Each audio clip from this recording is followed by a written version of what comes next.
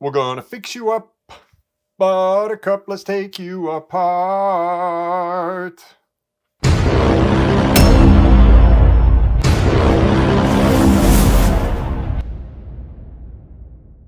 Hey folks, we are back with another video, and today we're going to be working on a Rockshox PIke Ultimate Fork. This is a Charger 3 version with Buttercups. We're going to be doing a full service on this guy, including the lowers, the air spring, the damper, and the Buttercups. The damper on this fork, on this version of PIke, is completely different than the previous 2.0 and 2.1 dampers, but we will go into that in detail to make it as easy as possible for us to get done. All right. The original plan was to get this video done last October, but man, did we get hit with back-to-back major issues, and only now the dust is starting to settle, right? So I have more time on my hands to be able to get videos like this done, meaning that yes, to those who have asked a question, I do plan on making way more videos. I don't plan on stopping anytime soon, okay? Apologies for those who are hoping to see this video sooner, but now that we are here, you and me are going to service this fork. So let's get onto the tools and parts needed to get the job done. As for tools, we're going to break it into 3 sections: 50-hour, air spring, and damper. All right, so for a 50-hour service, you are going to need a 2.5 millimeter to take off the rebound knob, a 5 millimeter Allen in order to remove the 2 bolts on the bottom of the boots.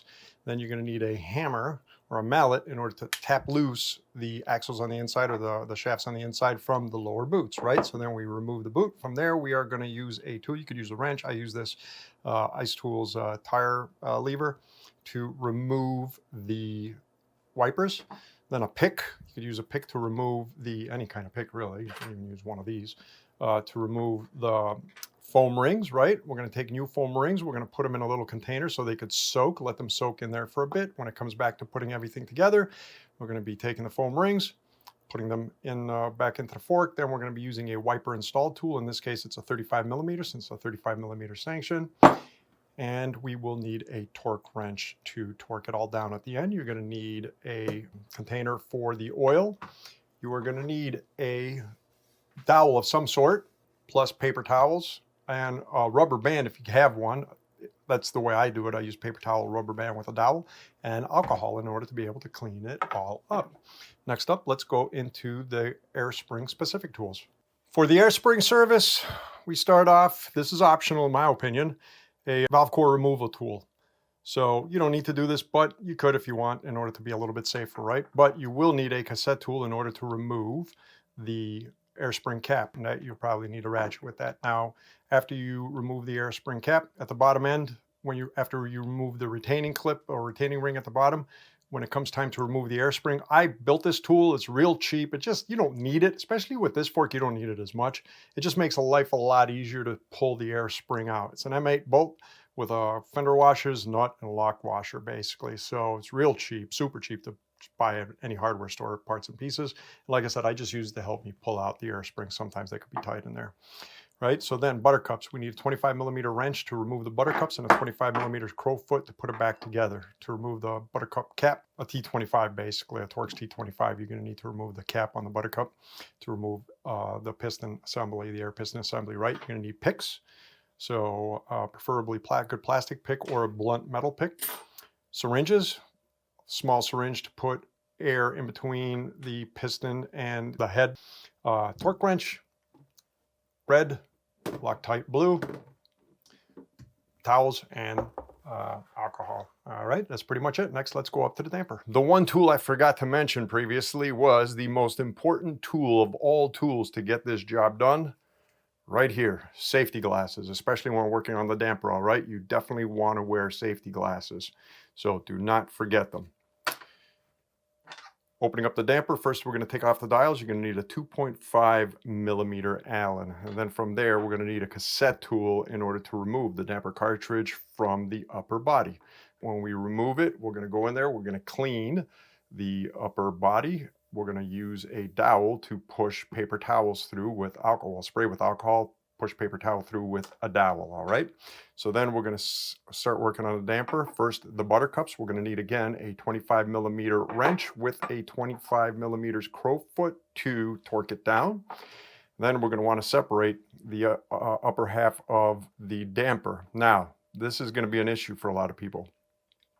You need a 28 millimeter wrench, adjustable wrench, or crow's foot, and a cassette tool in order to separate it. The problem is they left us less than 10 millimeters of space in order to be able to use a wrench on the bottom half, on the IFP body. That's going to be pretty tough to find, actually, because typically 28 millimeter wrenches, whether adjustable or not, are much thicker than 10 millimeters in order to put up with the extra torque pressures. So I happen to find one over here that'll work, but for a crow's foot, I had to take my 22 millimeter and my 28 millimeter and actually grind it down to the better part of 3 millimeters, right? So now it's like 9.5 millimeters, give or take. So you need to be less than 10 millimeters because they literally give you just a tad less than 10 millimeters of space in there. I think it's a design flaw. Then we're going to want to separate the seal, right? The seal head, 23 millimeter and a 23 millimeter crow's foot. We're going to need a 3 millimeter for a compression cap and then a 1.5 millimeter for 2 set screws on the compression rod. All right. So then we're going to need a syringe to fill up the IFP with oil. We're going to need something to put the oil in after we open it up. There's going to be oil that's going to be coming out, right? You're going to need a torque wrench. You're going to need both blue and red Loctite for this job. And again, as mentioned, alcohol and paper towels. That's pretty much it. As for parts, for starters, we're going to need a 200-hour seal kit. So this is a Charger 3 Ultimate. Seal kit number 00.4318.025.208. And to say the least, man, this thing's filled with parts. It's like half a fork in here. Another thing we're going to need is oils. So Rockshox came up with 2 new oils: Maxima, Plush, Dynamic, Suspension Lube, Light, and Heavy. Since this is a RC2 fork, I'm going to need 7 weight, but if you have an RC and I believe a Rush, you're going to need 3 weight for that one. SRAM butter, 4 grease. And that's pretty much it for the parts. Next up, let's start working on the fork.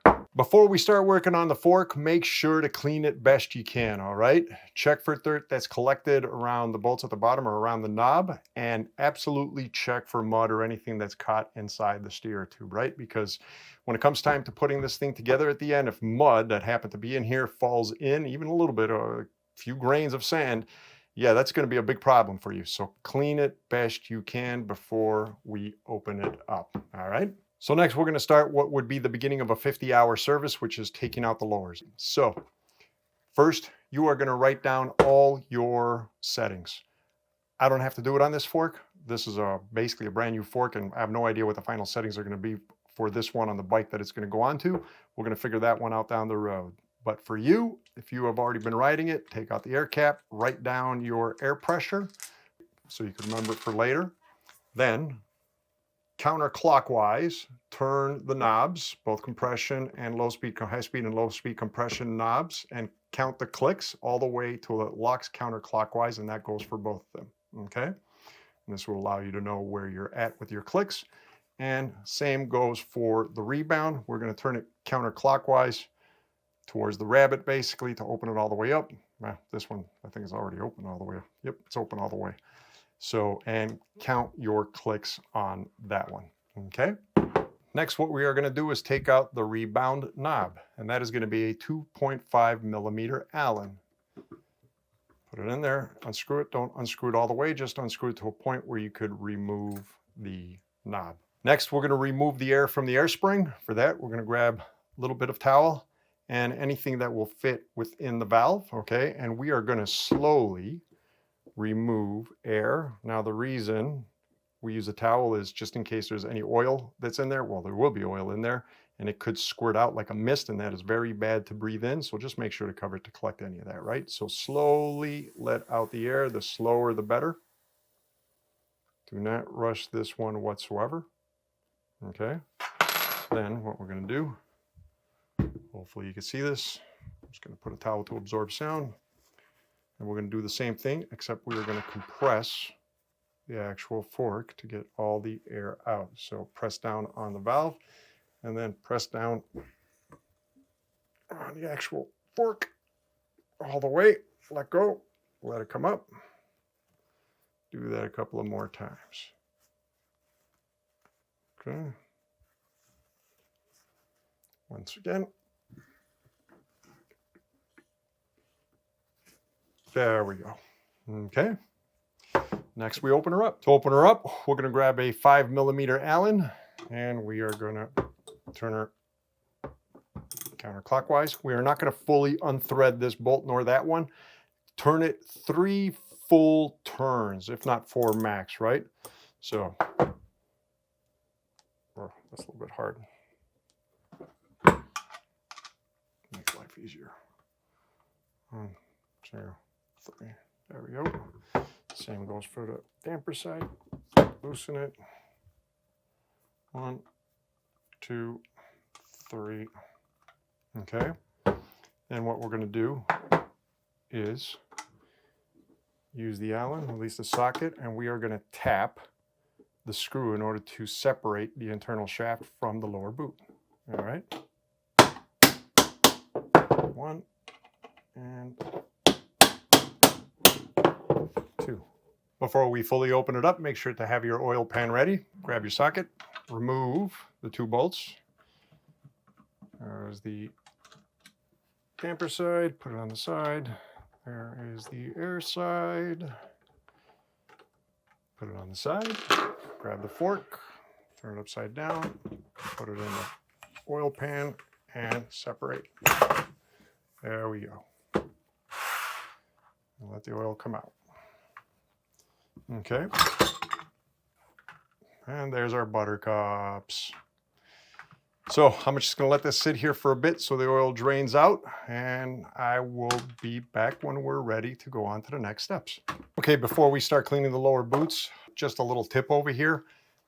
What I do for the damper side is while I'm working on the lower side, on the lower boots, is stuff in some towel inside, because when you let this guy just sit down on a flat surface, oil will come out and it'll turn into a big pooled puddly mess.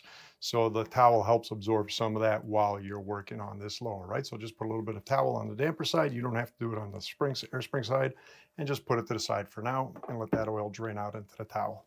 As for the boots, okay, so we have to clean them. Technically, these are essentially brand new, the wipers and the foam rings. I'm still going to take them out to show you guys how it's done. Ultimately, if they're brand new, you don't need to change these out with every single 50-hour service. I try and make them last for at least 2 to 3 50-hour services, 3 actually minimum, before, unless something happens to them and they crack or something's wrong with them or they dry up, then you definitely want to change them out, okay? So for now, what I'm going to do is take out the foam rings, grab a little pick, grab the foam ring that's in there, and I'm going to pop him out, put him on the side. I'm going to grab the other one from this side, pop him out, and put him on the side. Next, we would take out the wipers. So I'm going to try and reuse these wipers. If you do that, take out the springs first to make your life a little bit easier, okay? When it comes to removing wipers, you could use a wrench. There's many tools you could use. I personally love this little Ice Tools tire lever tool. It has a nice thick rubber coating, and I have yet to run into an issue with chipping a fork while using this tool when removing a wiper. The only thing is, being high on the table, it's actually hard to get leverage to take these guys out. So I might have to put them on the ground, but let's give it a shot. He's out. That was easy. Actually, that was pretty easy. Surprisingly easy. Okay, take him, and he is out. Put him on the side. Next, we clean the inside. Actually, before we start cleaning the inside of the lower boot, what we're going to do is take foam rings from your seal. I'm just going to use the same ones because they're brand new. From your seal kit.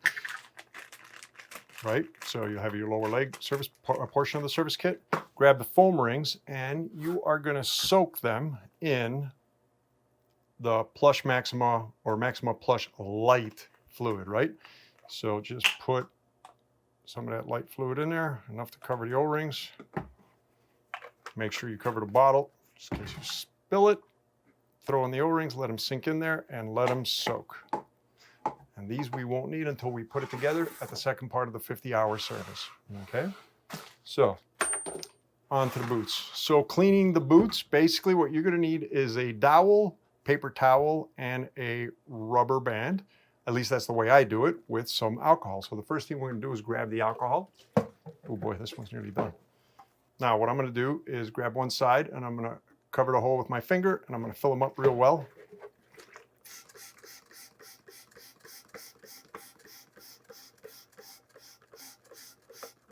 Okay, and then I'm going to shake them up and down. Shake them down real good. Break up all that oil that's in there. In your case, you're going to have old oil. This one's relatively new. Okay, and just spill it out. I'll do that once. I'm going to do it twice.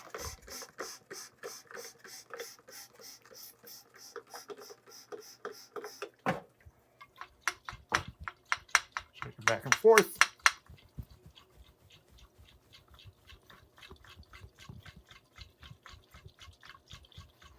Spill it out. Okay, and then you're going to do the same thing to the opposite side. I will be back when it's done so I don't have to record it. This is the way I clean the insides. You could do it your own way. I find this helps pretty good. What I do is I grab a paper towel, right? I leave about 1.5 inches, 2 inches on top. Wrap the towel around a square dowel as opposed to a round dowel. Grab a rubber band, fold it over once, fold it over twice. Then I sort of tear it a bit in order to create some mopping action. Okay, just like that. Buff it up just to make sure we're able to get in there. Now I grab one side, spray it down with alcohol, put the dowel in there, let it sit at the bottom, let the bottom soak up whatever's there. The towel soak up whatever's on the bottom and turn it counterclockwise first. All right, just like that.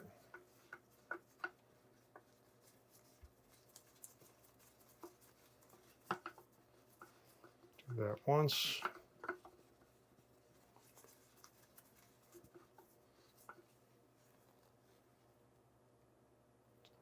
Obviously, this one's looking good already. Put this guy down and repeat. Get rid of this towel. Get a second towel on there.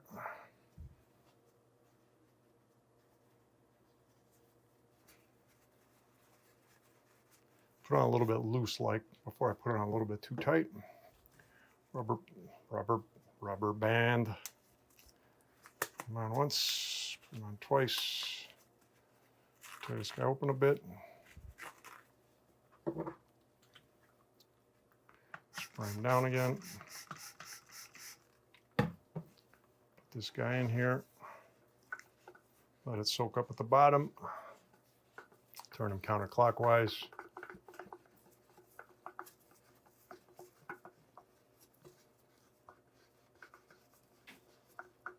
And this thing's going to be spotless.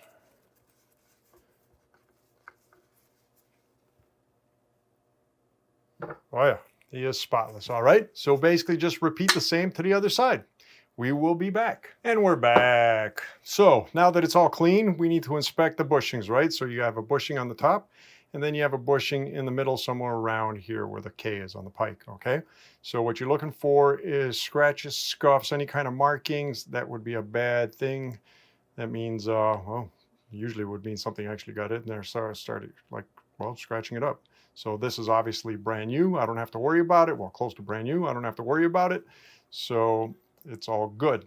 Another area where you want to make sure you don't have dirt that's all nice and clear is this seat in here, as well as the outside. So when we put it back together, nothing falls in. And same on the other side. So make sure all this is really clean before assembly, okay? That's it for the lowers. We are going to put it on the side and we're going to work on the air spring. Next up, we work on the air spring. All right, so before we work on the air spring, what I did is I took the parts from the air spring side of the kit, the 200-hour seal kit, okay, that has all the air spring parts, and I broke them out. Man, that's a lot of parts. That's like the entire air spring. So I just laid them out so they could be easily viewable for when I go to swap out components later, okay? So first up, we are going to take, now this is optional in my opinion, but it's good practice to do. grab a core removal tool. These are real cheap. You get them for literally a few bucks. And we are going to remove the core of the valve.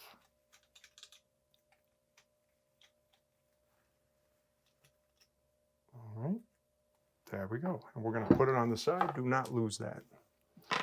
Next up, we are going to need a cassette tool in order to remove the top cap, okay? Now this is going to be pretty hard. It's in there like either 24 or 28 Newton, I think 28 Newton meters actually. So it's going to take a little bit of twisting. There we go. And we're going to unscrew the top cap.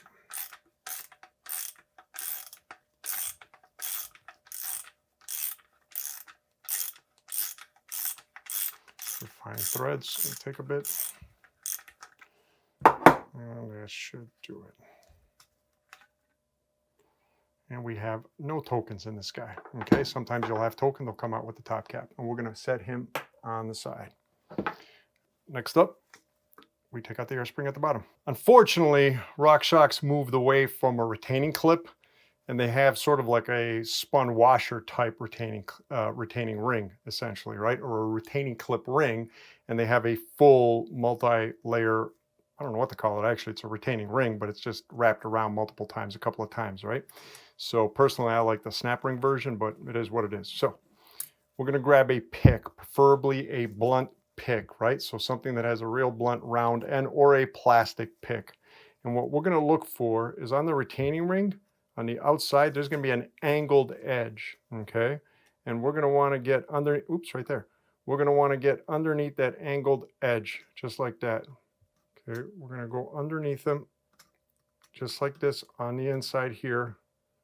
Pop them out and go underneath, just like that. See the way he comes out? I don't know if you saw that clearly, but go underneath them just like that. You see that? That's going to be the easiest way to get them out. So I'm going to use this side. It's going to be easier for me. So then what we're going to do is we're going to walk him all the way around till he pops out. Just like that. All right. I'm not a big fan of these. I like the retaining clip versions better. So we're going to take him. Actually, we're going to put him on top. New on the bottom, old on top. They actually gave us a new one for some odd reason. Okay. So next up, we are going to remove the air spring. To make my life easier with removing the air spring, I had assembled this little tool over here, nothing special. It's an M8 bolt with some fender washers and a nut with a lock washer. It just gives me more leverage to pull out, especially if there's some negative air pressure in there. Sometimes these things could get stiff, right? So I take this, I screw them in, frame, yes, to the bottom. Now this has Buttercups. These are your Buttercups basically. Older versions of Rockshox forks don't have them. Okay. And basically I just grab him like this, hold the back end and pull out, boom. And there is our air spring. Next, let's clean up the inside and we will work on replacing everything on the spring itself. Cleaning the inside of the tube is easy enough. We're gonna take a little alcohol, spray them in there, grab a paper towel, bunch them up.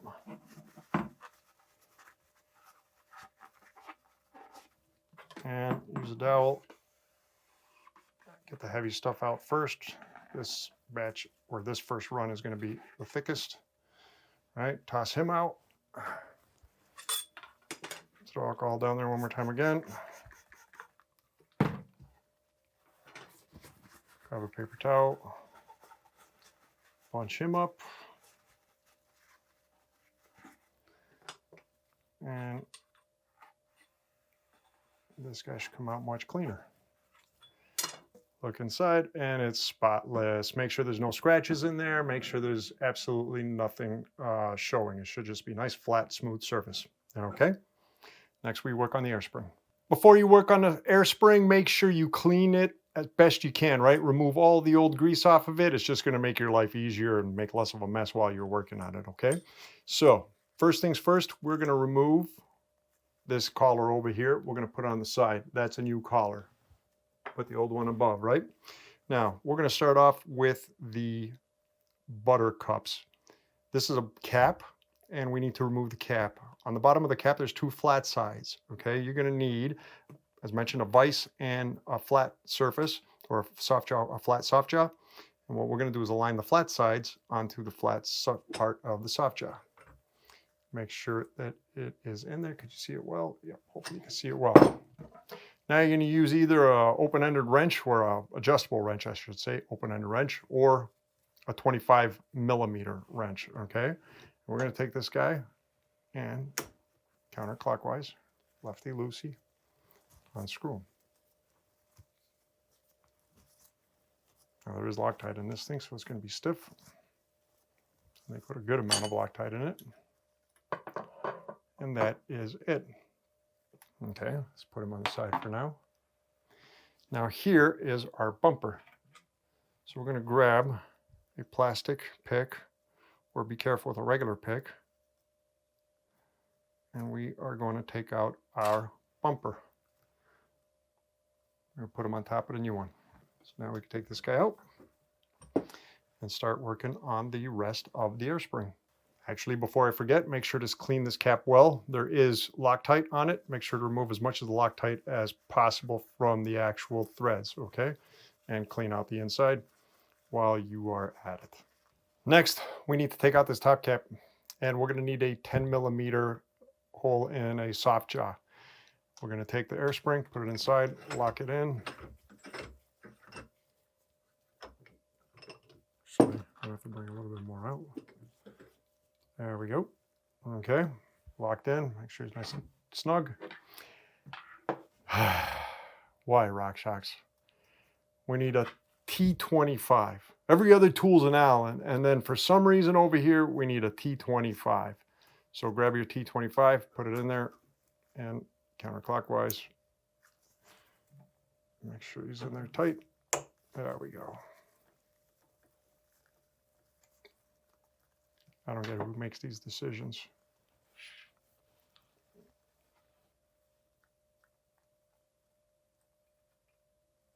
And we got the cap. Okay. So then we're going to take out this bumper, put him on the side.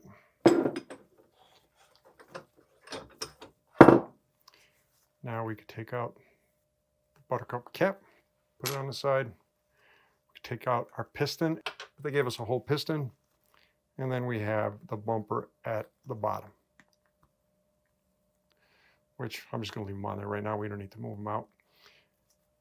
Next, let's start off by cleaning and replacing the seals on the air spring. So we took apart all the components, cleaned the air spring, got all the old grease off there, right? We're going to start off with the 2 split rings and the quad washer. So first we're going to start off with the split ring. You could use a plastic pick or a regular pick. You have a thick split ring. Put that on top of the old one, or the new one. And you have a thin one at the bottom. They're 2 different sizes. Okay, be careful with them. Well, be careful with them. Just take them out. And then we're going to take out our quad washer, or quad ring. This guy could be a little bit stiff. Okay. We're going to take him out. And we are going to put him over there.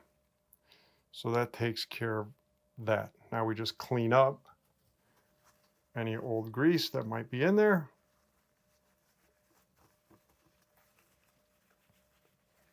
Okay, let's clean up the inside of the cap again. There is a good amount of Loctite in here. Let's make sure to try and remove as much as we can from inside the threads.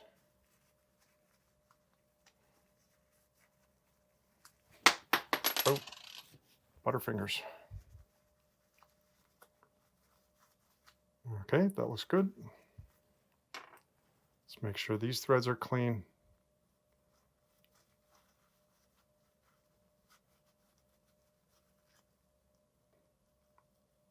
There is a seal over here, and yet they don't give us a replacement. Interesting. Very, very interesting. Okay. And this we had already cleaned. Now it's just a question of assembly. Now the air spring is cleaned. We're ready to assemble everything. So this was all the new, above was all the old, right?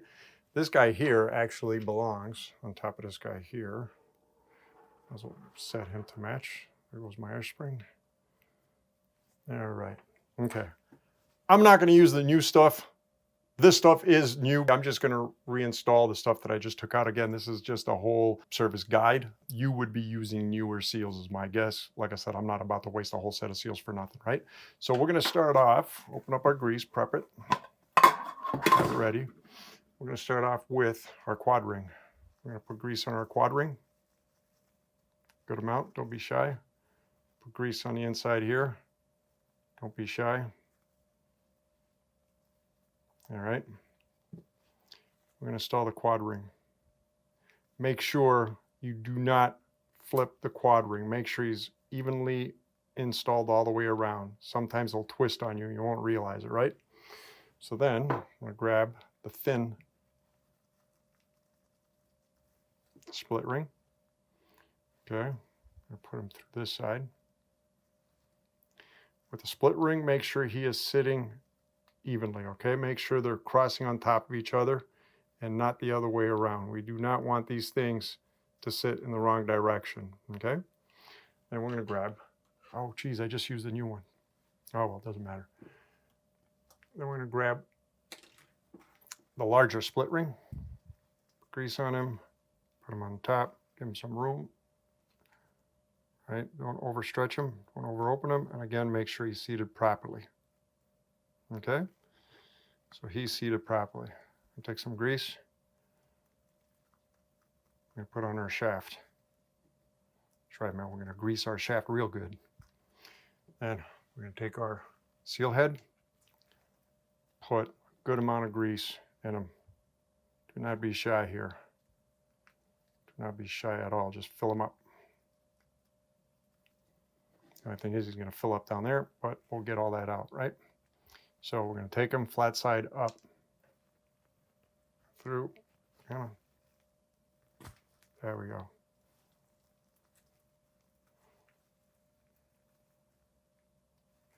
Pack them all the way to the top. Next, we'll put the rest of the components. Vise is back on the table. Now, when we put the air seal in there, or a seal head, there was grease that got inside. Scoop as much as you can out. And then go in there. Make sure you clean this well because we're going to be using Loctite in there. So get all the grease out as possible, or best you can. Okay, what you can do to be sure. A little bit of alcohol on the dry spot.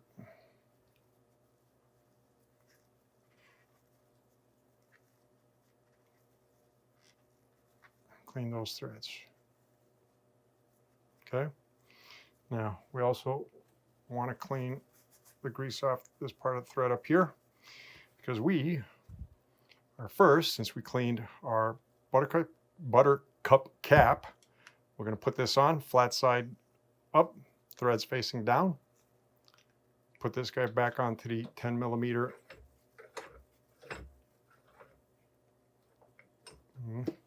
Bring him out. There we go. Can I see that? Yes, you can.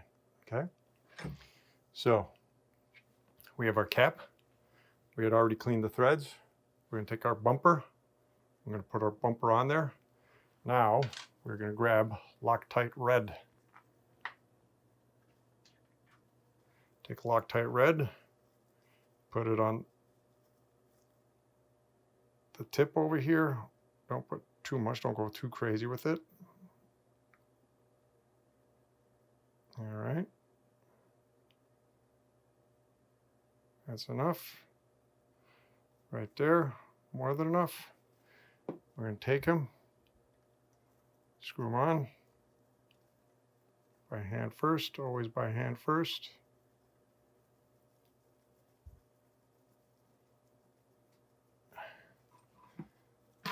Then we're going to grab our T25.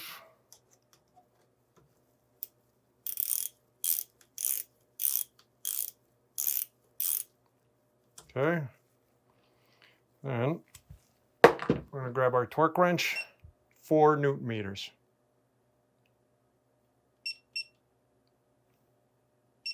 Come on. Don't give me a hard time. Go.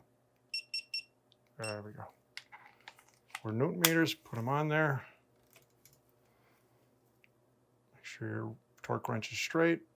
3, and ooh, I need them tighter. 4. Cool. That part's done. Now time to put on the Buttercup. So we're going to grab our cap. We already cleaned it. We're going to take our Buttercup. We're going to put it inside. Dimple goes downwards, just like that. Okay. Now make sure the threads are super clean. And this time we're going to put Loctite blue on it. The other, this part here had Loctite red. This one here, Loctite blue. And we're going to put a little bit just on. Ooh, ooh, ooh, ooh, whoa, whoa, whoa, whoa, whoa. That's a little bit too much, in my opinion. At least let it soak down. Let it.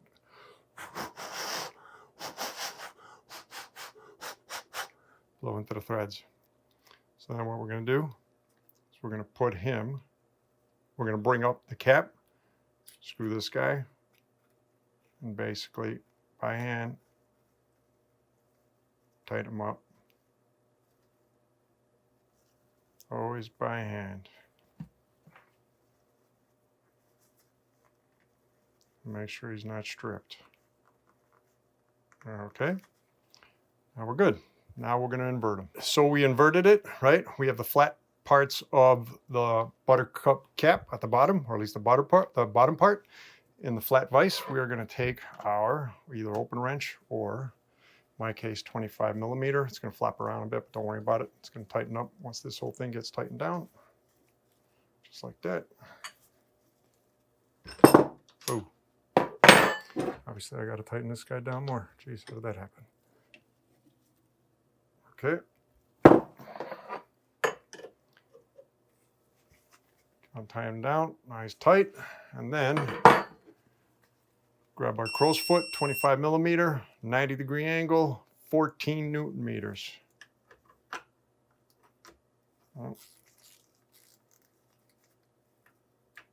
Yeah, there. There we go. All right, make sure it's all even and straight, and 14.07. Done. This portion of the air spring service is done. Now we take it and insert it back into the upper tube. Before we put the air spring into the upper, right, let's prep ourselves. We're going to need to put 1 milliliter of plush dynamic heavy fluid between the air spring and the seal head.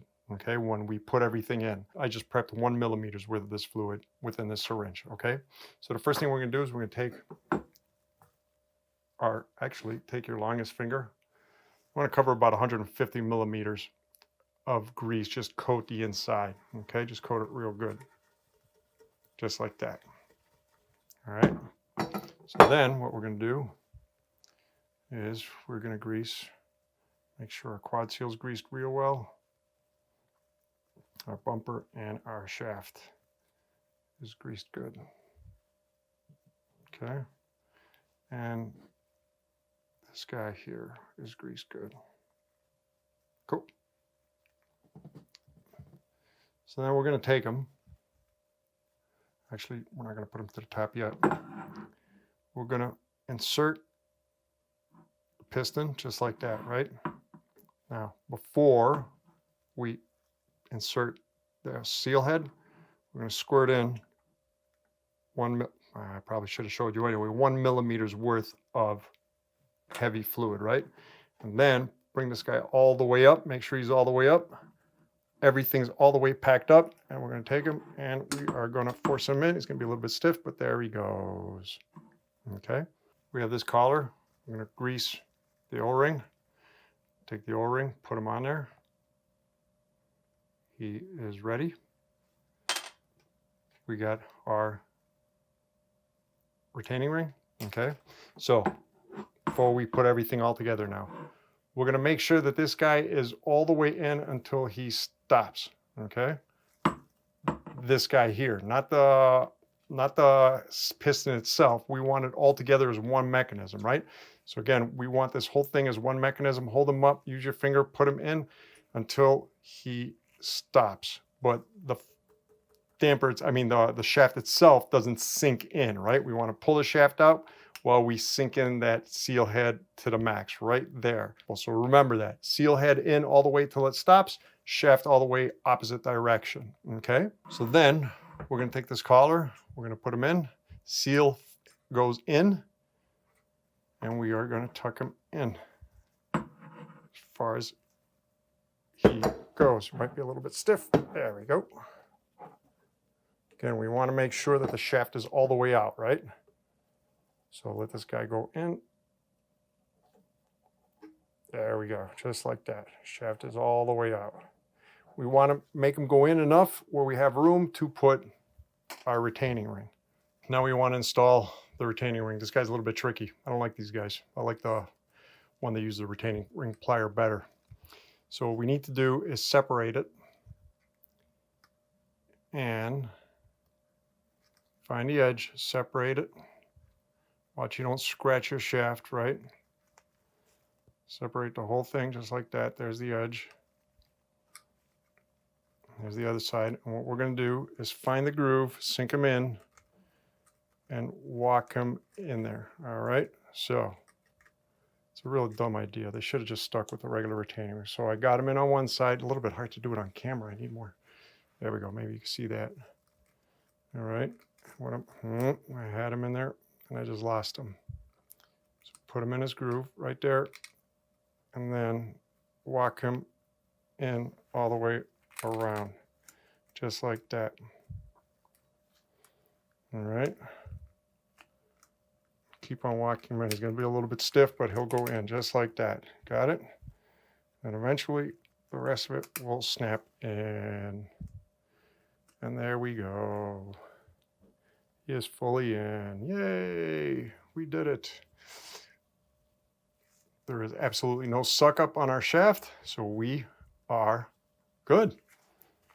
Let's finish the top part. Before we finish the top part, again, we're going to need to use heavyweight or heavy fluid, right? The heavy lube, 3 millimeters. So prep it in a syringe. 3 millimeters is going to go inside when we close this up. So I'm just going to put this on the side. So for now, we had the cap, right? We're going to clean the old grease off the cap. We had a seal on the cap, right? This is an old one. That's a new one. I'm just going to reuse this one over here, right? Like I said, I'm just going through the motions with this video. Okay. So after all this has been cleaned, we cleaned off all the old grease and dirt. Make sure it's spotless. Make sure that the top part threads are spotless, right? In fact, you should have checked that when you were cleaning the tube on the inside. So what I'm going to do is put a little bit of grease back on the seal. Take the seal, put it back in its groove over there. Now, I'm going to take the 3 millimeters, I'm going to pour them inside, bloop, just like that. Okay, I should have done that. Well, it's okay. Now, I'm going to put in one token to start with and see how that goes when the new frame comes in. All right, we're going to take this guy, 8 millimeter, screw him down good. Done. Okay. Make sure your threads are nice and clean. Take this guy, screw them on by hand. This one here, always make sure you do them by hand first. These are very fine threads, very easy to strip.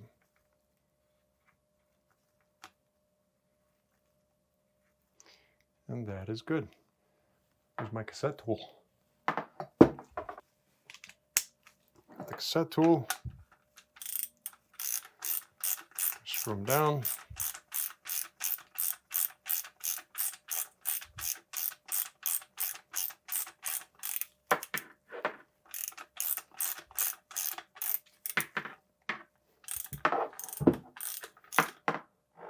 Okay.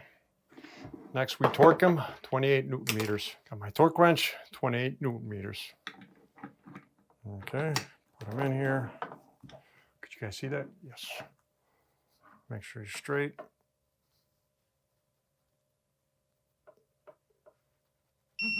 There we go, 28.4.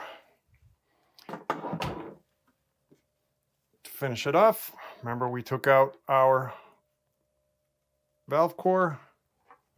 I'm going to take them in and put them back in.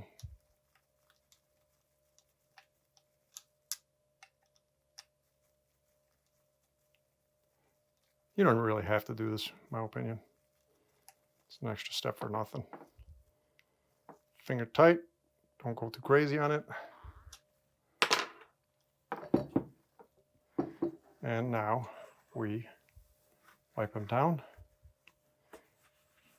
And the air spring side is done. And now we work on the damper. So as I mentioned in the beginning of the video, the Charger 3 is significantly different than the Charger 2 2.1. What the? Come on. Okay, get out of here. So, like I was saying before I was rudely interrupted, significantly different than the 2.0 and 2.1 Charger dampers. Not impossible. Personally, I'm not a big fan of the bleed process on this one, but we will get through it and get this guy fully serviced, okay? So we're going to start off by making sure that our dials are fully turned counterclockwise, right, to the fully open position.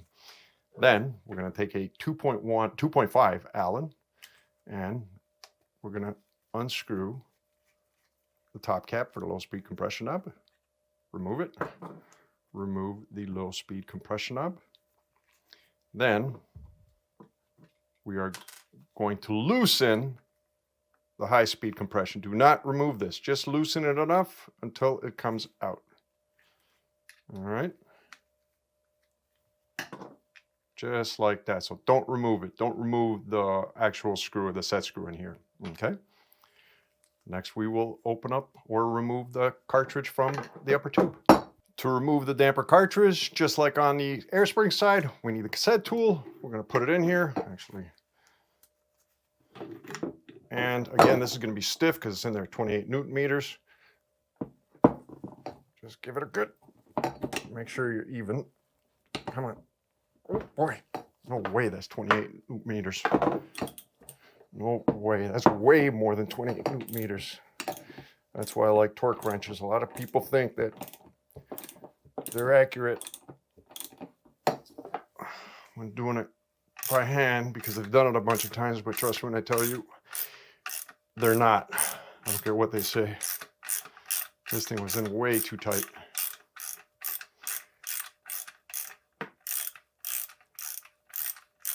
All right.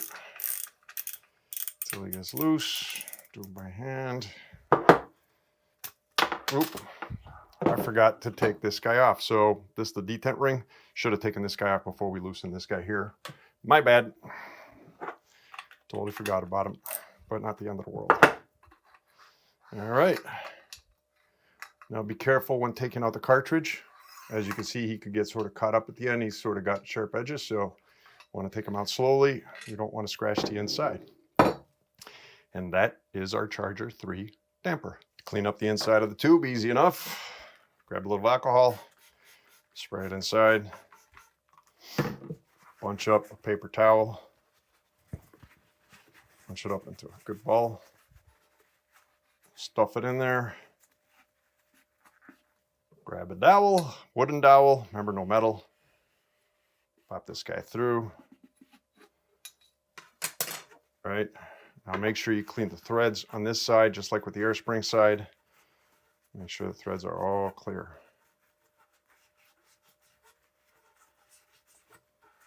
All right.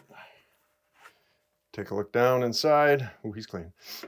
Make sure there's no scratches. Make sure there is absolutely no marks, no blemishes. This should be clean. Not that it really matters on this side that much, to be honest, but still, just to make sure nothing happened, right? So this guy's done. And we are going to put him on the side. Next, we take off the Buttercups, but before we do that, as you can see over here, I had opened up the damper kit and just aligned everything in order over here based off size so I could have it all ready. All right, so these are all my new O-rings and Buttercups and all that good stuff. So first, what we are going to do is remove the lower Buttercup, and what we want to do is attach the Buttercup to the vise on these flats over here. All right, take this guy and make sure you got him on the flats. double check that. Then we take our 25 millimeter or adjustable wrench and counterclockwise open them. There you go. Now he's going to be stiff because of Loctite, and the top will wobble as we loosen him. Basically, he's being held together by pressure.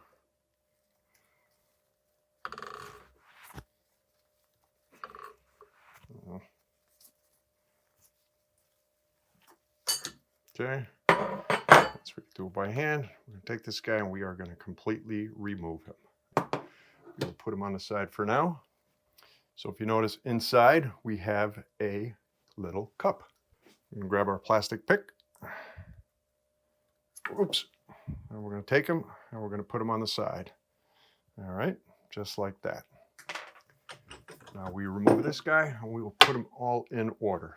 Next up, we take off the top cap. We are going to need a 10 millimeter slot in a soft jaw. Okay, now this is going to be a little bit too tall for me. So what I'm going to do is just angle this. You can do this vertically if you got the room, but I want to put it on the camera so you guys can see it. It's going to be a little bit of an angle, but not the end of the world. All we're doing is taking off a cap over here, right? T25. Oh, geez. Why, SRAM? Why? Okay, take this guy. He should come off counterclockwise. Why is it not coming off? Because it's not on tight enough. Come on. Oops, sorry about that. There we go. To say the least, this guy had a lot of Loctite on him.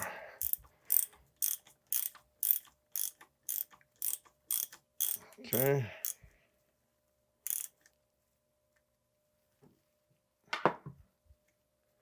Take him off. And yes, he did have a lot of Loctite on him. Not a bad thing. Then we take off the top Buttercup. All right. And he is exposed. Take off the cap. And now we open up the damper. So next we have to take off the top cap, right? In order to do that, we insert the damper into flat side of soft jaws and then clamp it in there, right? Now we are going to need a cassette tool for the top and a 28 millimeter, so they say, or an adjustable wrench. Now this, in my opinion, is a bit of a design flaw from Rockshox. And Rockshox, if anybody there happens to listen or see this, here's the issue I'm coming across. So I've measured this. This is not 28 millimeters wide on the flat spots. It's actually 28.2 and a bit, right? 0.21, 0.22. I have two 28 millimeter wrenches plus one 28 millimeter crow's foot. And the issue is not only that they don't fit in this way. Technically, I could make them fit. The problem is that you have a lip on the bottom and at the top. And the separation on that lip is less than 10 millimeters. The 28 millimeter wrenches that I have are greater than 10 millimeters. They're like 11 millimeters nearly. That means that I cannot fit the wrench into this flat spots, either of the wrenches nor the crow's foot. Adjustable wrenches that are usually 30, let's say this one's a 30 millimeter, which happens to fit barely, but any larger adjustable wrenches, in other words, let's say adjustable wrenches that go to 1 1/4 inch, or let's say 1.5 inches, which is about, let's say, I don't know, 34 millimeter, 35 millimeters, somewhere up there, they're also going to be about 11 millimeters. So where I think it's a design flaw is that they left this lip, this spacing, too narrow for your average larger sized adjustable wrenches or regular wrenches and crow's feet. So that's a bit of an issue. So in this case, I happen to find one. It's about 9 millimeters, and I'm able to fit it in there and lock it in place in order to hold it, okay? But in my opinion, this shouldn't be this narrow. There should have been a wider gap, if not no lip at all on the top side over here. So anyway, when you guys are doing this, make sure you have a wrench, if you could find one, or an adjustable wrench that is less, not 10 millimeters, because this is less than 10 millimeters, less than 10 millimeters wide, or else you will not be able to grab the flat parts. You're going to be stuck on the outer wider parts, which is over 10 millimeters. All right. So that being the case, what we're going to do, we're going to take this guy, we're going to put him here, tighten him down right in there. And we are going to use our cassette tool and we're going to loosen him, right? So now we shouldn't need the wrench anymore. There's a spring in here, so you want to hold things down as you loosen him so he doesn't pop up on you. Like that. All right. So that's our top cap. And that's our spring. We'll put those on the side. So next we want to remove the shaft. Just be careful, there might be some oil in here, so just turn it upside down, shake it a little bit. Make sure there's nothing in there. Okay. So then there's two flat spots on the tube. See what I mean? A little bit of oil. There's two flat spots on the tube. We want to connect the flat spots to the vise. All right.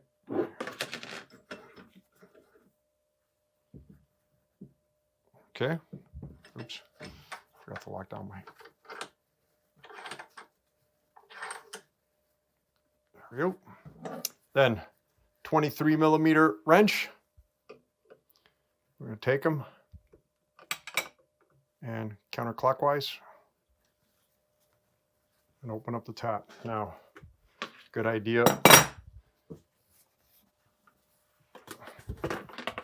Put a whatchamacallit container underneath. And if you want to be extra careful, grab a paper towel. Just wrap them around here as you unscrew this guy because you will expose the oil. Shouldn't make too much of a mess. Take them, pop them out. And there's our assembly. All right. Now, take this guy out from here.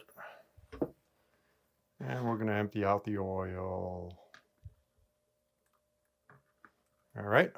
Just let them sit there while he empties out and drains.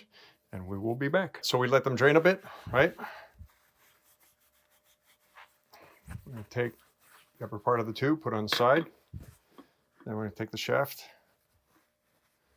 Now, if you noticed, I moved all the parts over here. So the old stuff is here. I'm going to put the, actually I wanted to put the new stuff on top, my bad. And I'm going to put the old stuff on the bottom. I'm going to end up reusing this because it's basically all new. So I'm just going to put it there for now. Clean our shaft. Make sure your shaft is in good condition. No scratches, no gouges or anything like that in there. And then we're going to take him and we're going to put him on the side. All right. Now we are going to separate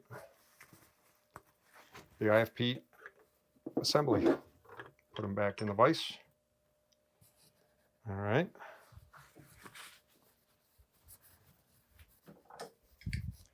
In this case, I'm going to grab my wrench again. Okay, and again, remember, this has to be less than 10 millimeters wide in order to be able to fit in here. Okay, I'm going to take them and put them deeper in. Like that. Done. I don't know why they did it like that, but so we're going to take them and separate them. Watch out, there might be some oil. In fact, we'll open them up, put them down on the side. Let's take this guy out of here, and we will drain him too.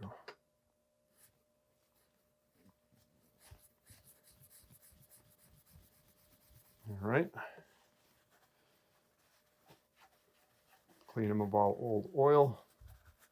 And what you can do, spray them down with alcohol on the inside to clean it out. And then grab, so basically spray them down like that. Grab a paper towel.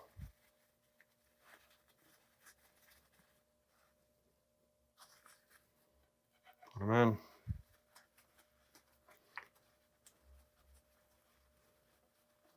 And you don't need a whole paper towel. And basically use a dowel to push it out the other side. And then you know that all oil will be gone. Actually, I might be able to just use this. And, great. I need my dowel. There's my dowel. Boom.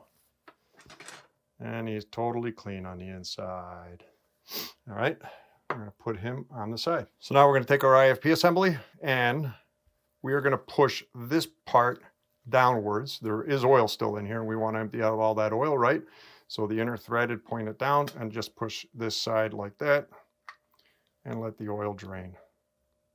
We are going to take off this cap over here. In order to do that, we need to connect this portion of the piston onto the flats, right? Just make sure that you don't connect it on these set screws over here. Make sure you hit the flats, don't hit the, or don't connect it to, or don't lock it onto these set screws, right? So if that's even the proper term, I'm not sure. So basically we're going to put them in flat like this. I'll take this guy and we're going to close them in. Also, if you don't have enough room, just push out this mechanism over here as far as you can, okay? So again, tie them up in here. We're not going to connect to the set screws. And then we just need a 3mm. Okay. And come on. And that's it. All right, be careful with this. Not that he's sensitive, but we want to take him and we put him on the side. So we took off the cap. Now we need to remove the set screws. We're going to use a 1.5mm. We're going to go in here and just lightly loosen them. And unscrew them by hand. All right. Screw down here. And the second one comes out. All right. So next we're going to remove the internal assembly. Just press down on it and it will pop out on the side. I mean, pop out at the bottom, leave it on the side. And then we remove the piston assembly. All right, we'll put it on the side. And now we can remove the IFP. Okay, so let's clean all this stuff. Easy enough. Grab alcohol if you want. Clean the outside. Stuff a rag on the inside. Oh. Oh. There we go. All right. Make sure the threads are clean.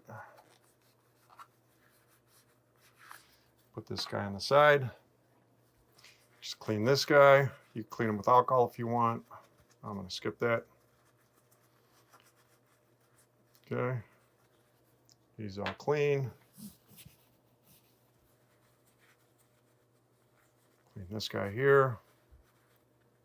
It's funny that there is an O-ring here and yet they don't give you an O-ring in the kit. Notice that. All right. And these are all clean. Now we have the IFP. Let's clean that out. So the IFP has two O-rings. One on the outside, right? So that would be this one here. And one on the inside, which needs a pick. My pick's right here. Use a flat blunt pick on this one or a plastic pick, right?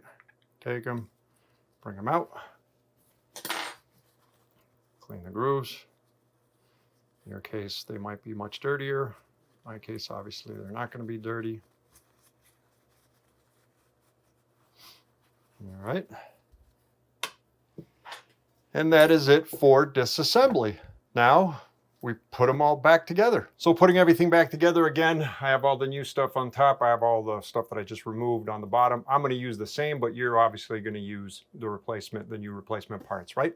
So we are going to start off with the IFP. So after we cleaned it, we inspected it, we made sure there's no scratches on it, grooves, gouges, anything. If there is, this guy he needs to get replaced. He cannot have any scratches on him where oil could go through. All right, so make sure to inspect them. So we're going to put in the inner O-ring, put a good amount of grease on this guy. All right. Take him, and he should seat in fairly easy, just like that. Boom, he is in. And we grab the outer O-ring. Easy enough to put in. All right, and our IFP is ready. Next, we had cleaned our IFP tube, right? We look inside, make sure there's no scratches, grooves, anything. If there is, you're gonna have to replace it. So what we are gonna do is we're gonna grab our 708, put a little bit in the cap, then we're gonna put a thin coat or just a coat on the inside of the tube. But again, make sure there's no scratches, gouges, or anything in there. Make sure it's just a perfectly flat surface. Next, we want to put the IFP into the IFP tube. So this is the outer threaded, this is the inner threaded. We are going to take the seal end, flat part on top, and insert it into the outer threaded part. Tuck it in there. Now, here's one little detail. We want the IFP to be sitting about 30 millimeters from the top. So grab a caliper if you have one, or anything that's 30 millimeters long, and just put it in there. Until, oops, or just do it the other way around, like that, and push it up. There we go. So now we're 30 millimeters from the top. Now we're going to install the compression shaft. We are going to take them, we'll put some oil on them, just like we did in the IFP tube. All right. If there's grease on inside the IFP itself, just clean it out. Grab something in there like a pick and just clean out the excess grease, right? Now we're going to take this guy, again, this is the internal threaded. We're going to take him and we're going to fit him in right down here. Hold them on both sides, plop him in. The IFP shouldn't move. We're going to sink him in until he's about 20 millimeters from the top, okay? So obviously I sunk him in too much. So right there. Next, we're going to install the adjuster shaft again. Put oil on him. All right, coat him with oil. Now, just a little bit tricky. Grab the tube and the compression shaft. Now we're going to put this guy again from the outer thread, from the bottom side, and we're going to slide him in right in the middle over there. Hopefully you can see that well. All right. Hold on, make sure he doesn't push this guy out, and he should just come right through. Boom, just like that. Now we put the set screws. Make sure that they align, the holes align with the groove in the inner shaft, right? So if I turn this, you'll notice it's now blocked with metal. If I open it up, we're at the base of a spirally groove that allows you to adjust everything up and down, okay? So once we're in there, we're going to grab our little 1.5 millimeter screws over here, put them in, and finger tight, literally finger tight. Okay, that's one. And that is two.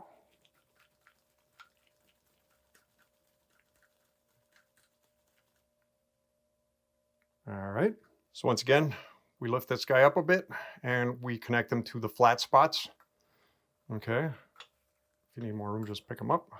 Just make sure he's connected to the flat spots. Do not attach it or connect it to the set screws.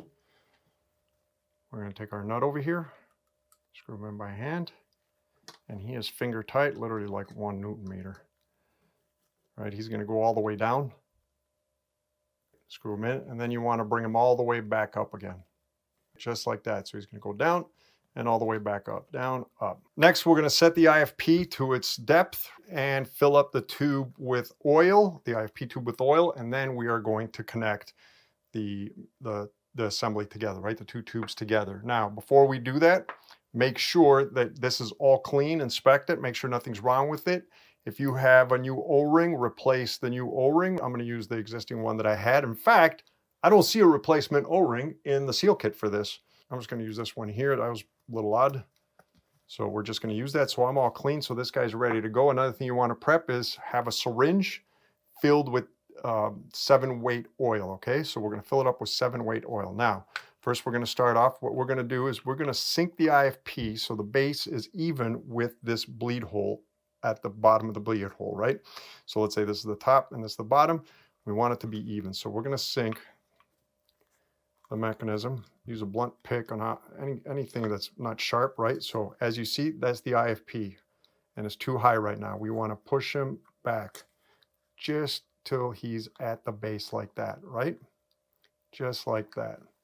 So then we're going to sink this guy. Sorry about that, but the magnets fell out on this guy. So I'm going to sink this guy in. Oop, that's not good. There he goes. So right there. And we want to leave just enough room for the syringe to be able to fill in the tube with oil, right? So I'm going to take my syringe. Also make sure you have a paper towel because this is going to make a bit of a mess. So fill it up with oil right to the top. And I mean right to the top. Great. In fact, let's just do this since I know it's going to overfill. Why make a bigger mess if we don't need to? Okay, right to the top. He's overfilled a little bit. Okay, now what I'm going to do is we're going to press down the piston top until he stops. Oil will come out the sides just like that, right? Put him until he stops right there. It won't go in anymore. All right, so now what we are going to do is we are going to take the upper tube. Oops, wrong side. And we're going to screw them in by hand until you can't screw them anymore.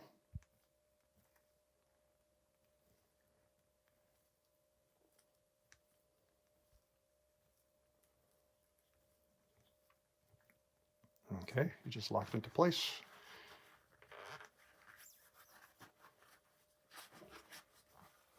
Clean all the oil off.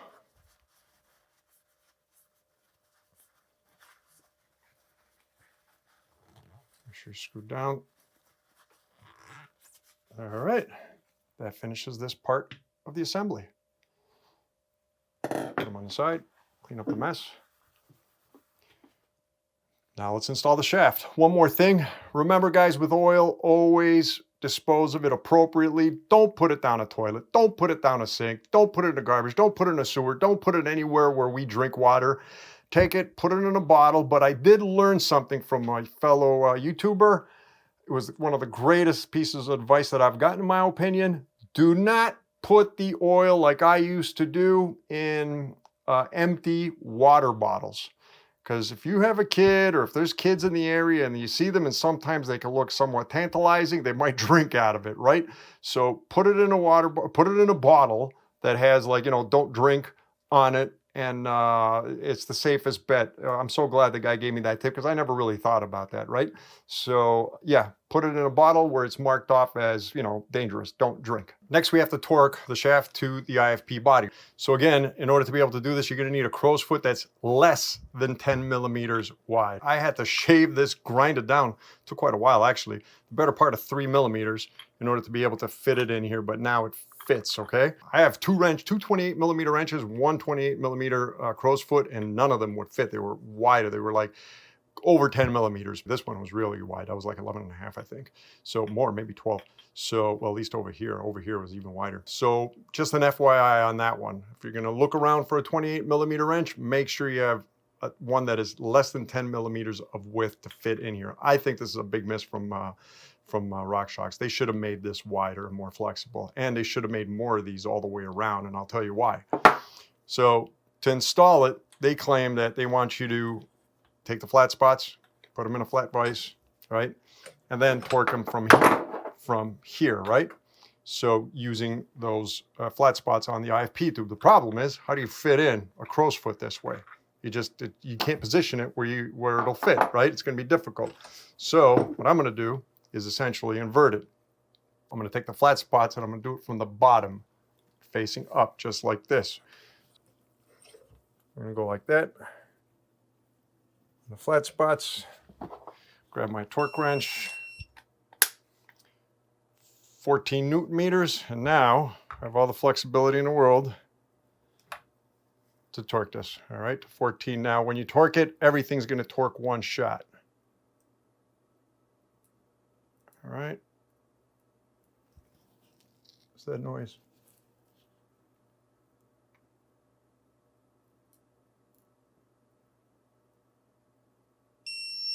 .05.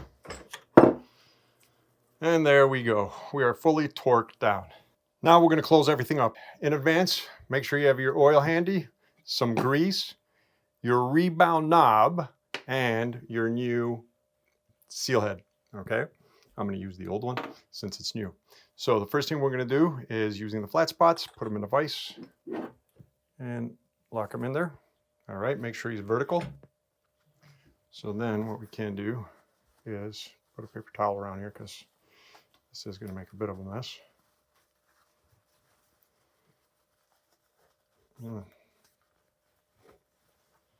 Okay, that'll collect it. So first, we're going to fill up the tube right to the top. Oh, I got a lot of bubbles in there. Why? Fill them right to the top. Slowly.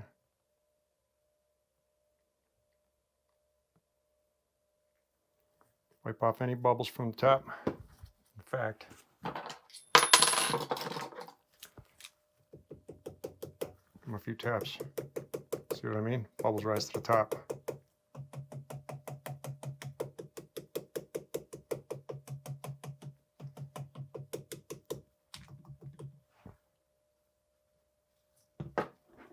Let's fill them up to the top again. Overflow them. All right. In fact, let's put this guy underneath him. Collect any overflow.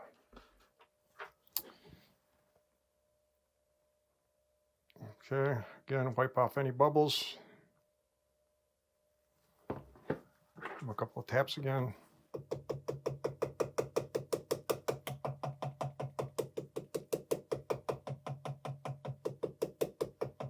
All right, put the oil aside. In fact, cover the oil so you don't spill them by mistake. Okay. Now, take our seal head. Put grease on them.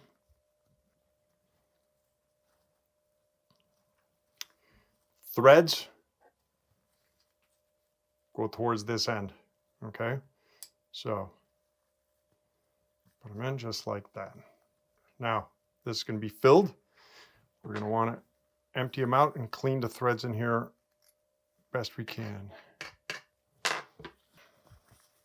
Grab a paper towel, go in there and clean the threads. Make sure there's no grease on them.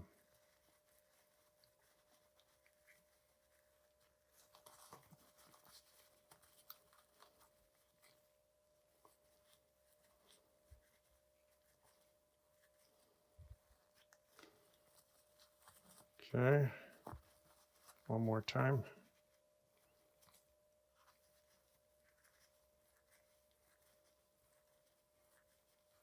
Because those threads hold the lower boots together. Okay, now we're going to take our rebound knob, we're going to put it in, and we're going to make sure that we're in the fully open position. Okay, by turning them counterclockwise. We did it in the beginning, but we're just verifying. If I go this way, that's closing it. Counterclockwise all the way, that's opening it up. So right now I'm all the way open. Okay, so oops, there's a little bubble on top.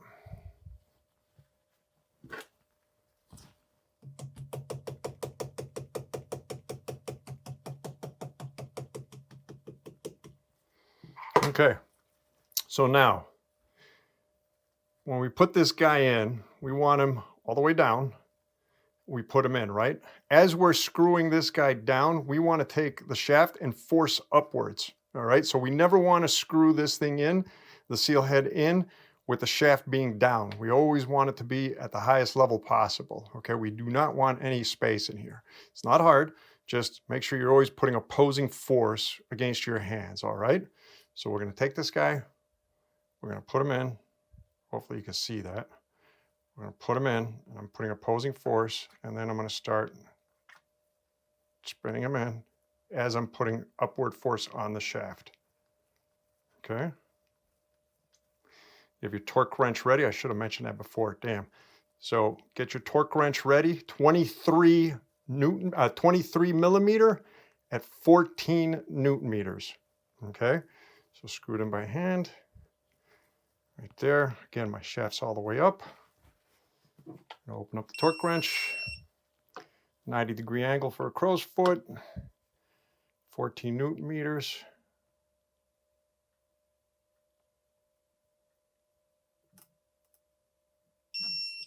14.12.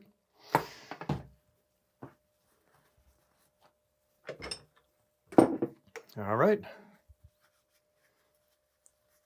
Bottom half is closed. Next, we close the top. Now we're going to install the Buttercup assembly. All right, make sure you have your T25 with a torque wrench at 5 Newton meters, red Loctite and blue Loctite, okay? First, we're going to start off with the top plate.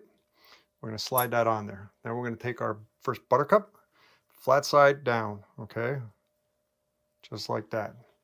Now, we're going to grab our cap and we're going to put red Loctite on the cap, okay? I got 277, which I think works great because it works with liquids.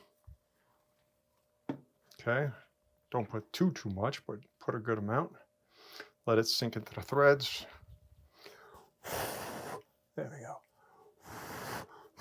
Blow it into the threads, right? Then we're gonna take this guy, we're gonna put him in by hand first, always by hand. Now I put this on an angle, by the way. You probably won't have to. I just did it to put into the camera. Right? Oh, cool. Use our torque wrench. 5 Newton meters. Verify it, 5 Newton meters.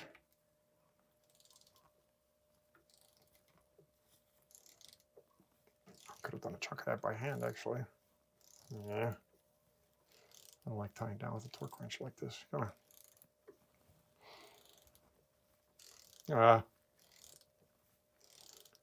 Come on. There we go. Oop, got it tighter.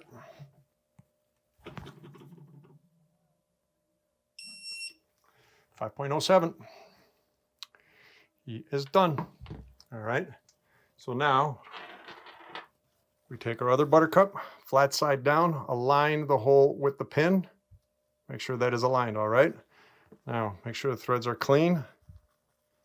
We already cleaned them before, but just to be sure. And on this guy, we are going to put blue Loctite.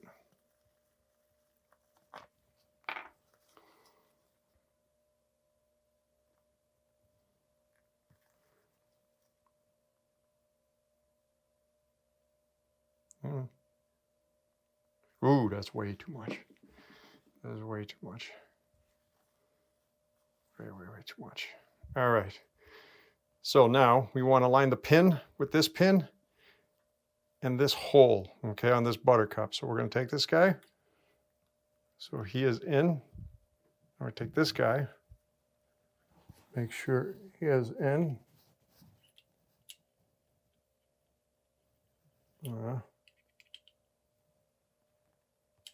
Somewhere there. There we go. There we go.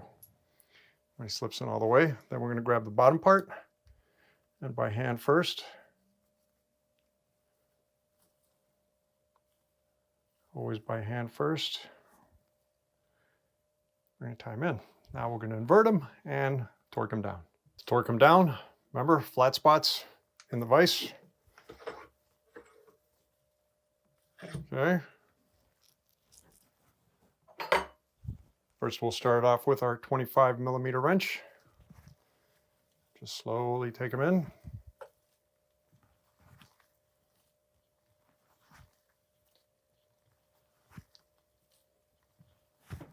There we go. Torque wrench, 14 Newton meters, crow's foot, 90-degree angle. Oh. There we go. All right, get in there. There we go. 14.16. And our Buttercup is in. Next, we start bleeding. There's something that you need to know about these Charger 3s. Typically, with the Charger RC2, Charger 3 RC2, you will see a line over here. And that is a do not exceed line when compressing in order to do the bleed, okay? So chances are very high that you will have this line.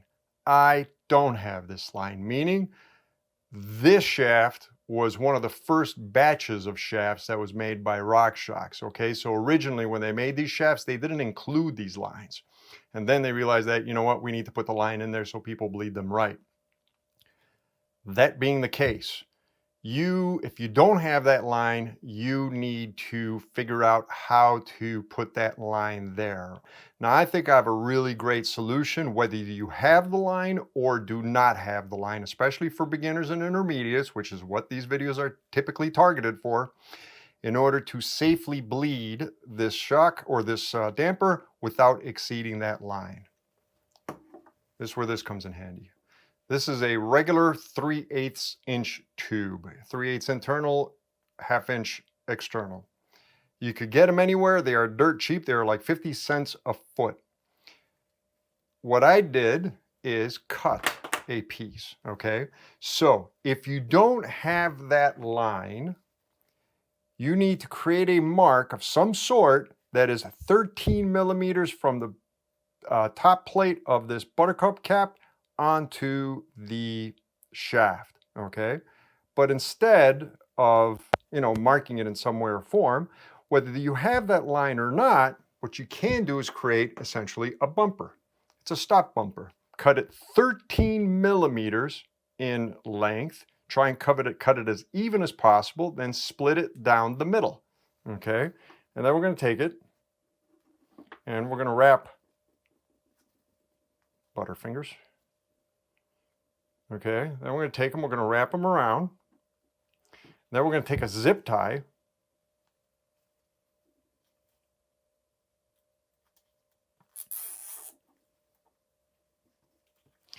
And we are going to lock him in place. Now, at all times, make sure to never insert this shaft inside the tube, okay? Make sure it's always extended out. So be careful with that. So, all right. So now what I essentially created is a bumper. In fact, I'm going to cut this piece off so it doesn't annoy me. All right. That will allow me to bleed and never exceed this point. Okay, so it's insurance. Even if you have that line, I highly recommend you just build this. It's super cheap, super easy. You'll have it forever. You could use it all the time, and you know that you will never exceed that because they really don't want us exceeding that point, okay? So with all that being said and done, let's get on to the actual bleed. So first, we're gonna take our compression knob and we're gonna make sure it's fully counterclockwise. That is the fully open position, okay? Then what we're gonna do is take our spring and we're gonna put it in. Now, we're going to be compressing our spring, all right? And you're going to compress it basically up to at least 1 inch off the top, okay?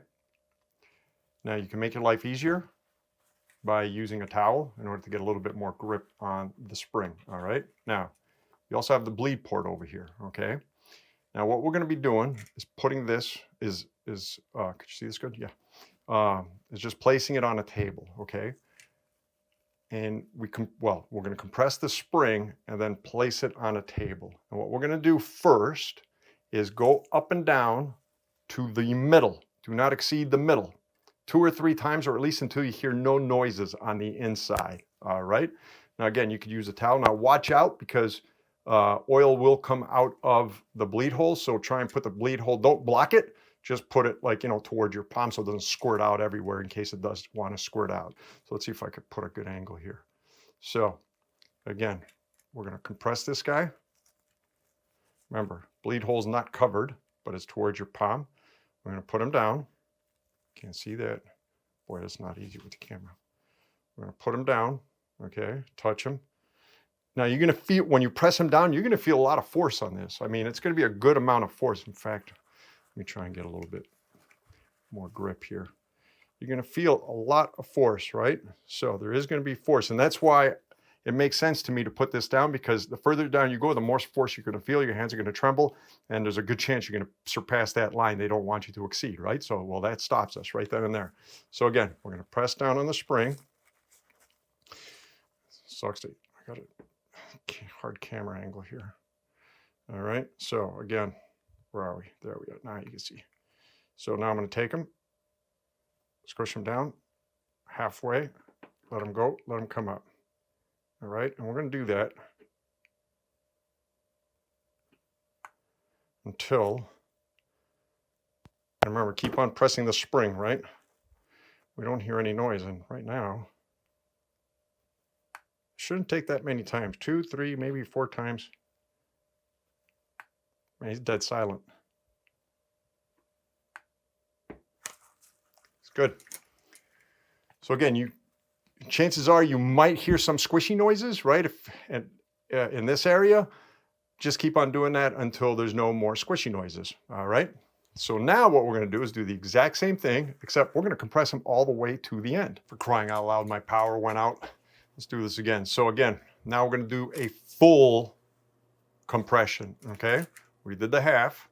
Now we're going to do full. So again, compress the spring real good. Put some good pressure on your hands over here, right? Put them down. Now we're going to take them all the way down. There's going to be a lot of pressure up against that spring.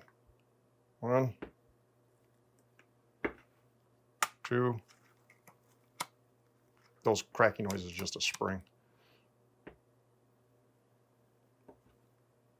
3, that's pretty good. All right. Now, oil is going to come out. Take that oil out, let them drip out, and we will be back. Now we close them up. Have them on an angle so you guys can see them good. Make sure you have your cassette tool ratchet ready. Make sure you have a torque wrench, 14 nanometers, ready to go, right? Take a towel, clean the threads, make sure they're nice and dry. Make sure you didn't move this like I just did. Okay, so fully open position all the way around. Now, before we put our spring in, there's a slot in there. This knob, or this knob, connects to this axle, okay? But first we put in our spring. Then we make sure to align this guy so when we put him in, he fits right onto him. Now there's going to be a lot of pressure over here, so you're going to want to put him in, hold the pressure, and slowly turn him in. Try not to strip it, right? These are fine threads. So again, there's going to be a lot of pressure. Make sure he fits in. There we go. Okay. Now take him. Had him. Again, wrong. Do it again.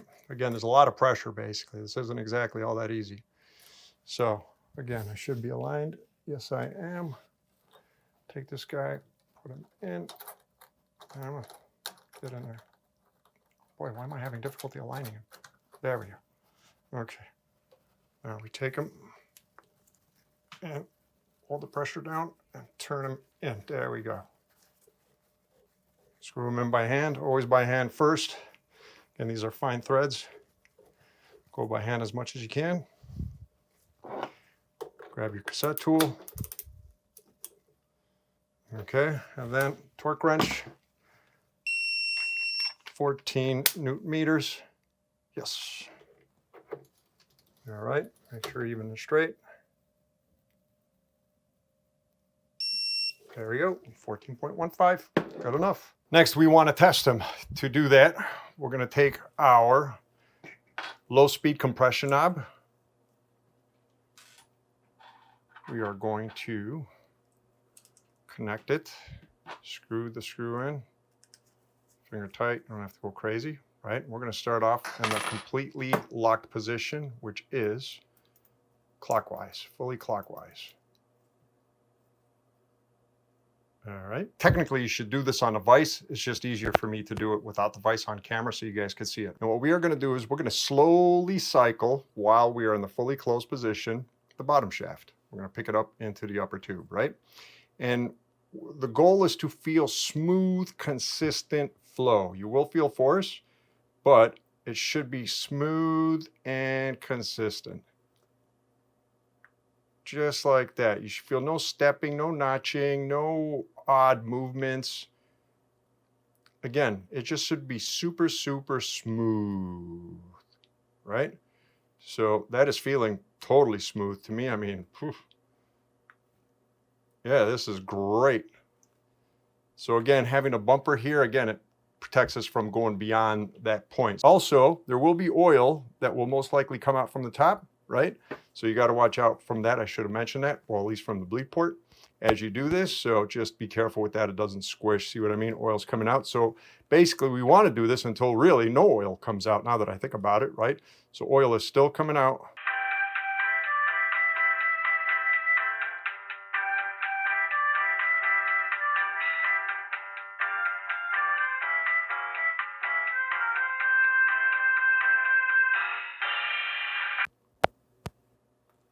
Yeah, we're good. Cool. All right. That's like insignificant amount of oil. We are fully bled. Time to put it all back together again. Now, we are going to remove, be careful with the screw, our low compression knob. All right, oops. Do not lose this Teflon ring. Goes on the inside. Now make sure before you put them on that they're all super clean, right?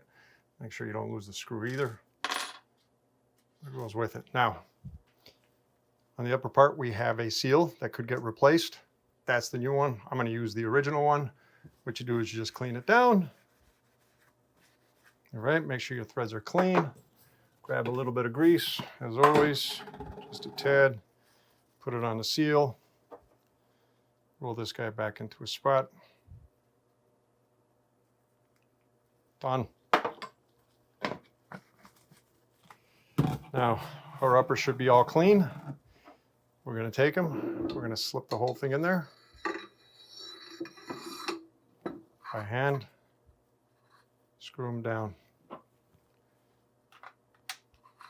Always by hand. Never use a tool. These are fine threads.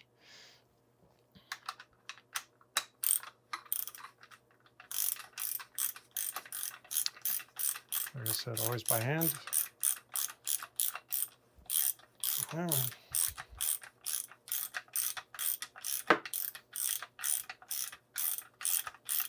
And when you get the end, grab your torque wrench. 28 Newton meters. Should be there from the other side. All right, put him in. Make sure he's level.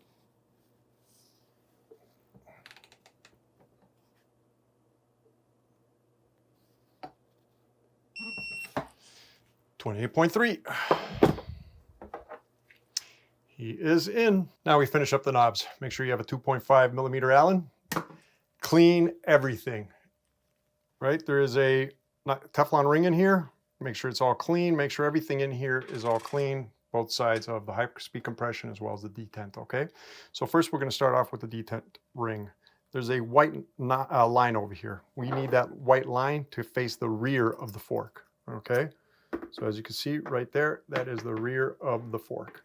So then what we're going to do is we're going to take our high-speed compression, and where that line is next to the positive, oh, before we do that, we're going to turn everything clockwise until it can't turn anymore, just like it's at right now, right? And we're going to take the plus sign, the line next to the plus sign, and line it up with the line on the detent ring, okay? Just like that. And it's lined up. Hold it down with your thumb, Turn around the other side with the 2.5 millimeter, finger tight. It's only like 2 Newton meters over here, so just finger tight, okay? Don't go any tighter because you will strip it. Now we test it, okay? Want to make sure everything aligns and clicks. Looking good. Okay. Now we take our clean low speed compression. Again, make sure that the Teflon ring is in there. Now this also has a thick white line, all right? So before we put it on, we're going to take a 2.5 millimeter Allen, put it inside, and turn it all the way clockwise to the end. Don't force it until it just can't go naturally with just a twist of a finger, right? So now we're in the fully closed position. Now what we are going to do is take that white line and align it with the other lines over here. Okay, so hold it down. We're going to take our screw. We're going to put it in. Take our 2.5 millimeter Allen. Screw them down. And again, this guy not too tight. 2 Newton meters. So again, finger tight, just like that. And now we're going to test him as well. So he should already be at the end. Let's click him back. There you go. Fully open. Fully closed.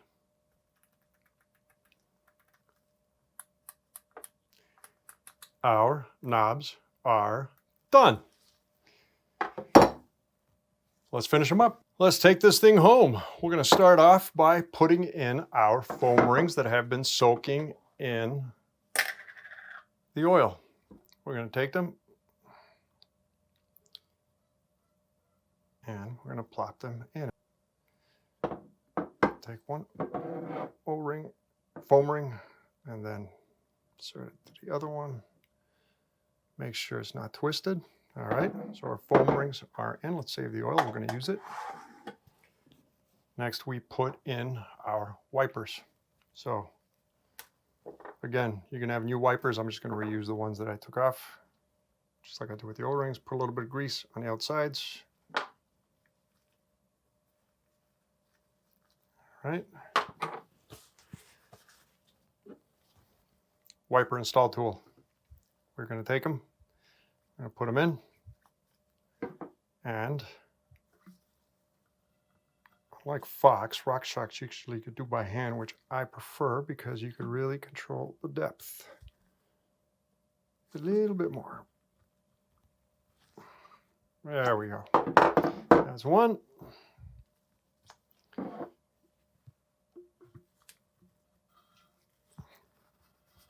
And that's two. Yep, they are both flat. Now, here's our opportunity to clean oil in the backside, because once this guy goes in, it's going to be hard to reach there. All right.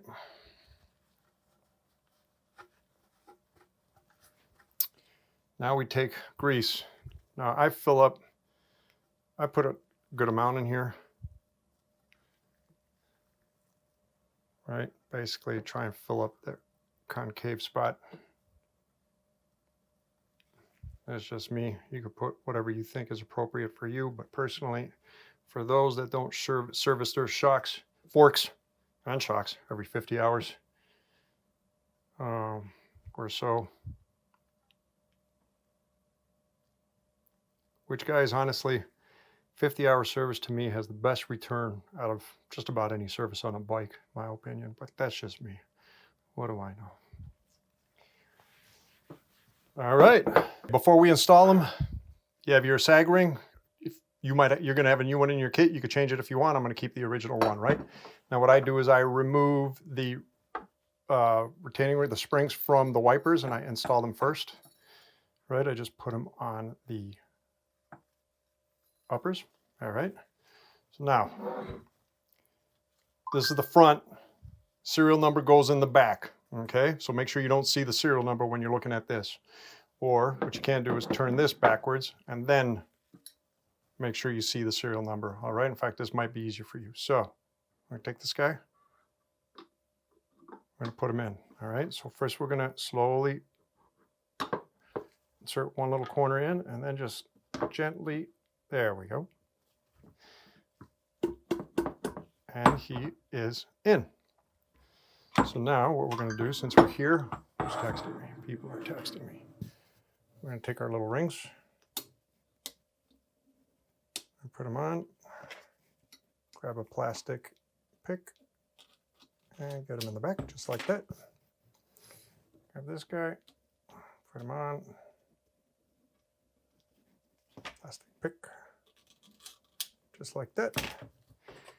And we are done. Do not compress them yet. We need to fill them up with oil before we close them. Before we close them up for good, we have to fill them up with oil, right? So I have them elevated. This is the damper side, this is the air spring side. According to Rockshox, the Pike Ultimate RC2 needs 30 milliliters of Maxima Plush Light on the damper side and 15 milliliters on the air spring side. Also make sure you're prepped with your bolts. There's compression washers on them. Change them out. These are brand new, so I'm not worried about them. Make sure you have a 5 millimeter Allen with a ratchet and a torque wrench set to 6.8 Newton meters. All right, so first I'm going to start off with the damper side and fill up the syringe.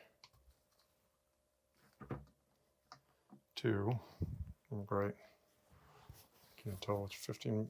Where is it? World's worst syringes. I swear they're so stiff. 15 right there. Okay. So remember, you do not want to see the buttercups. You want those further in. You want to be able to inject the oil into the boot only. All right, so that's 15, and I need one more of those.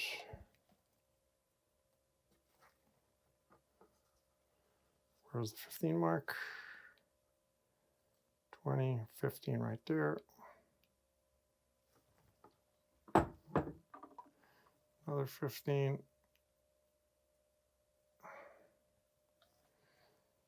Damper side is done. Now we grab 15 for the air side. Wow, that might have been on the money. Let me double check.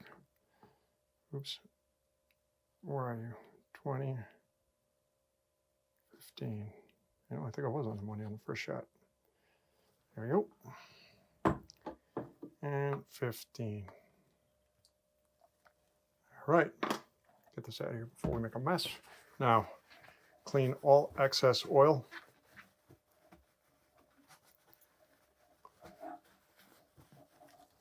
Okay. Now we're going to compress it together until the buttercups touch the bottom, just like that. All right. That was a little bit harder than I wanted it, but hey, it works. So buttercups are touching the bottom. One last time, make sure everything is nice and clean. Make sure the surface is dry. Start off with our damper side. Make sure this guy's dry. Oil on him. One with the hole goes on the damper.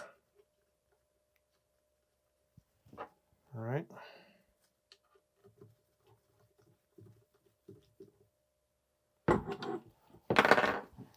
This guy's dry.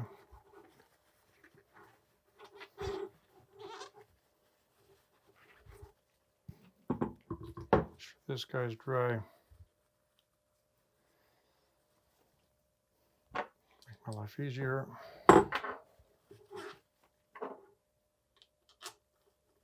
And the regular bolt goes on the air spring. All right. Time until he's tight. Pretty tight. This guy till he's tight. He's tight. This guy off. 6.8 Newton meters. All right. Oops. Must have hit that by mistake.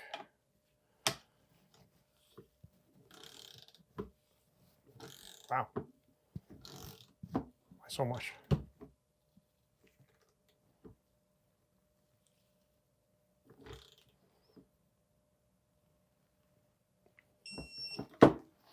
6.91.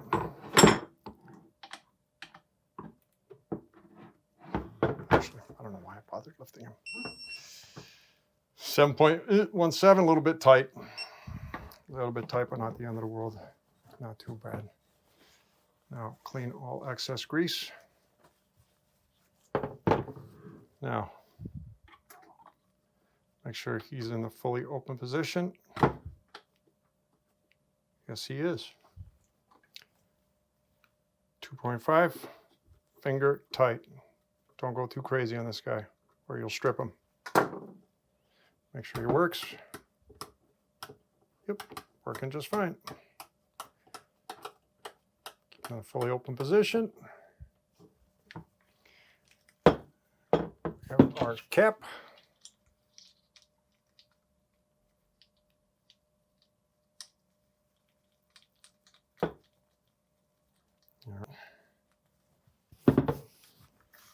Spray him down.